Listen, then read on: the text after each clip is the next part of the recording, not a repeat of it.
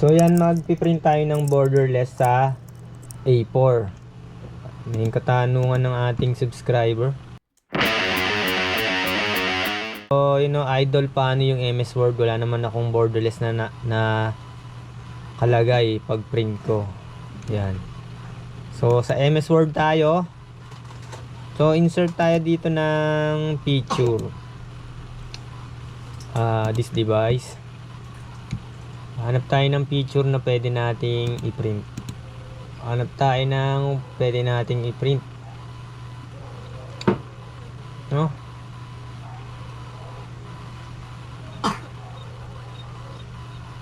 Yan, ito na lang. Kaya lang naka-landscape, no? Landscape muna natin yung orientation, landscape. Yan. So, lakihan natin yung photo. Ganito po kasi ang natin, yung printer natin, kung yung pictures niya ay 3R, borderless sa size ng 3R, 4R, 5R, up to A4, yan, dun lang lalabas yung borderless option. So kung naka letter size ka, hindi yan magpiprint sa Canon G1010 ng borderless. Tapos ganun din sa L3210 kahit naka-bypass pa yan sa L3A2 driver. So kailangan natin i-A4 siya. Yan. Yan. So yan, naka-A4 siya. Then tsaka lang natin i-print natin. Saan natin i-print? Sa balik natin. Ikaw yan, be. Saka si ate. Yan. May Print muta natin. Ako. May muta ako.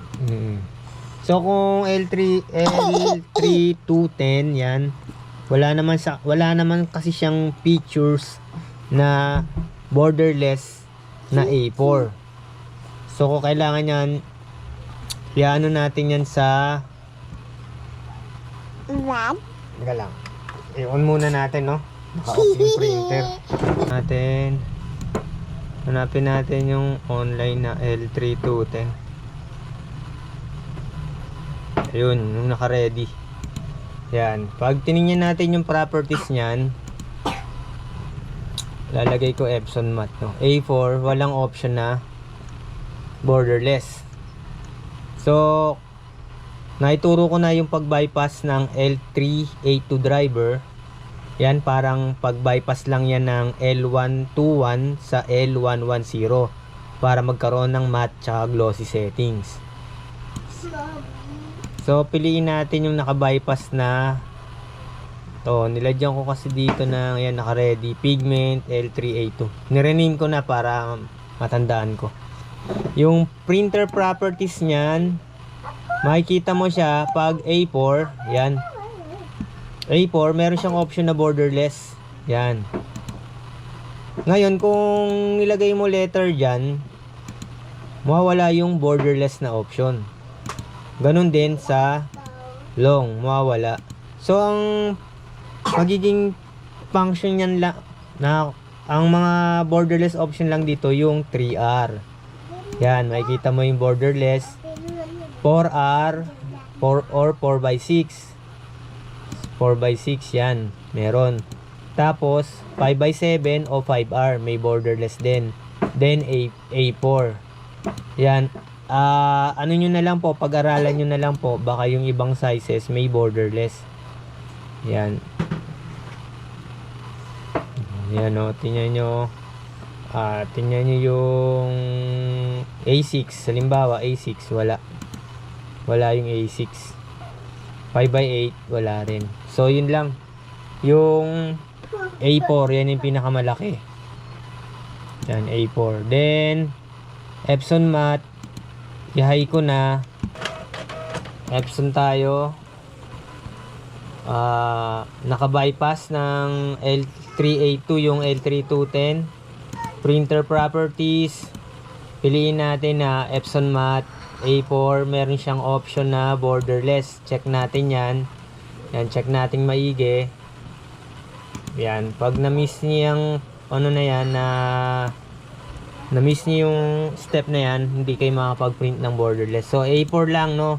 Letter size hindi kaya. So A4 lang ang may option na borderless. Then standard. Then baguhin natin kasi naka-pigment.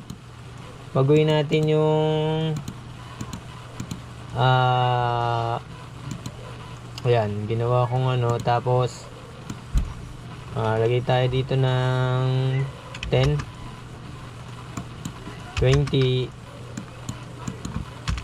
So pag-aralan nyo na lang po yan kasi yung magenta ng Kuyi na bago na, so pwedeng mabago na rin yung setting ng magenta, pwedeng mas mababa o mas mataas. Buwasan ko, ginawa kong 15.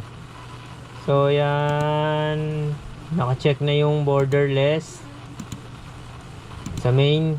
Hanapin natin, naka-check yung borderless. Yun, may settings dito. Ayan o, nababago, naka-max kasi siya. Okay, tapos i-print na natin yung dito sa ano.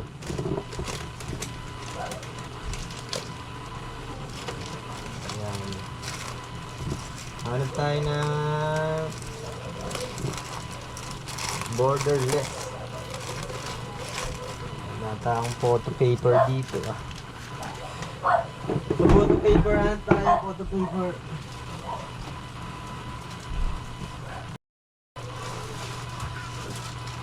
So ito na lang, manipis na photo paper kasi naubusan ako ng RC satin.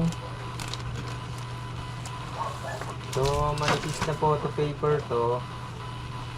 Try natin dito.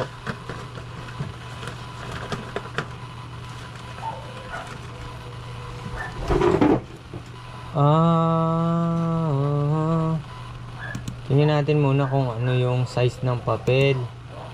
Naka A4 na, no?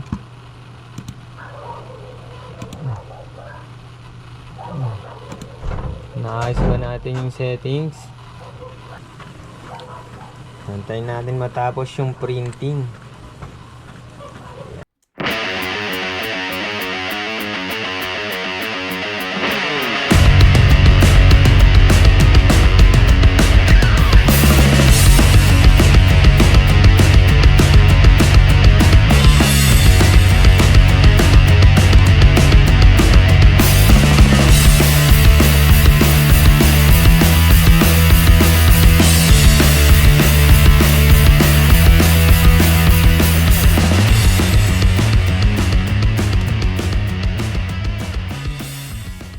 Sa Epson, okay yung L382 driver, nakapag-print ng borderless.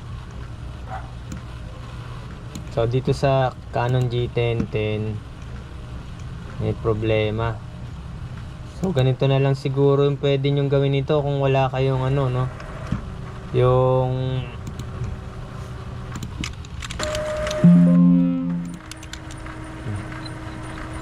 so yan na, ano, okay na yung sa ano, sa L3210 Microsoft Word borderless A4 size. Dun lang nagka-problema sa Canon G1010, no?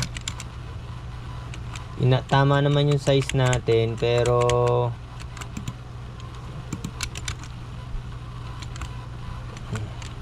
so pwede naman ganito eh. Pwede ka rin mag-print ng ganitong style, no? Halimbawa ito, no, yung pinrint ko. Yan, right click nyo yan, tapos click nyo yung print, then piliin nyo yung printer. Canon G1010, piliin nyo yung A4, no, A4 size. A4 size, quality ko lang, standard ko lang. Then photo paper, ayan, glossy photo paper, piliin ko. Click ko yung option, printer properties, photo printing, A4, naka-check yung borderless, no, yan. Yan, tingnan natin kung borderless to. Yan, hindi yan Microsoft Word, no? Pwede ning direkta na lang. Kasi medyo, ano eh, kung dito, so, dito kasi pwede kang magpadami ng picture.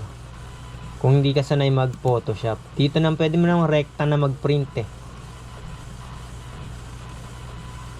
No, yan, try natin kung borderless na to. So, ulit mga ka-printing dun sa nakapag-print L382 driver. Borderless. Yan. Yan, borderless.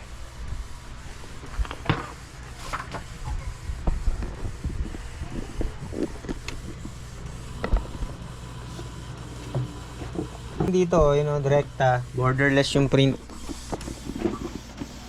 Yan. Canon G1010.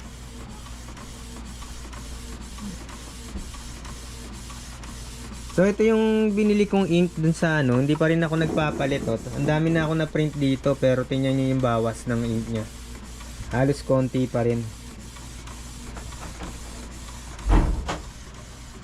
Yan. So antayin lang natin matapos, then end na natin yung video. So ang maipapayo ko lang sa mga bago, wag kayong matatakot na mag-try. Kasi mas matututo kayo pag nasubukan ninyo hands-on kaysa yung magse-search lang kayo sa YouTube. Be, pahinaan! Be, nagbibideo ko eh. Yan.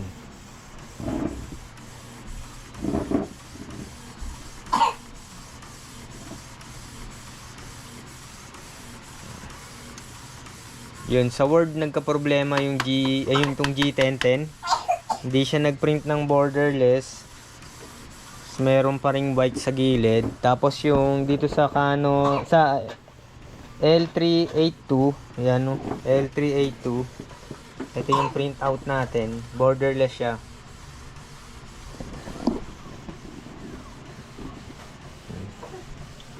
Yan.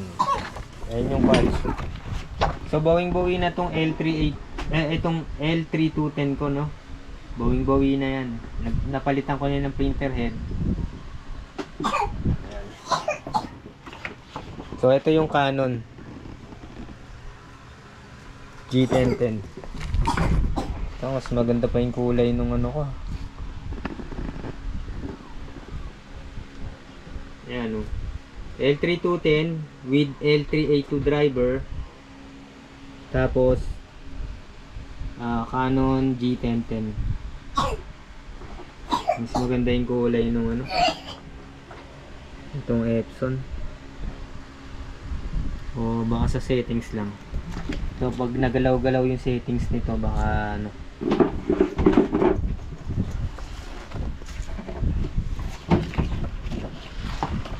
So ayan. Ayan yung difference para makita niyo. No? Bahala na kayong mag-judge kung ano yung mas magandang kulay para sa inyo. Yan. So maraming salamat mga ka-printing. Hanggang sa muli. Kung di pa kayo makakapag-subscribe, lalo na sa bago, hit nyo na po yung subscribe button at paki-share na rin yung ating video. Maraming salamat po.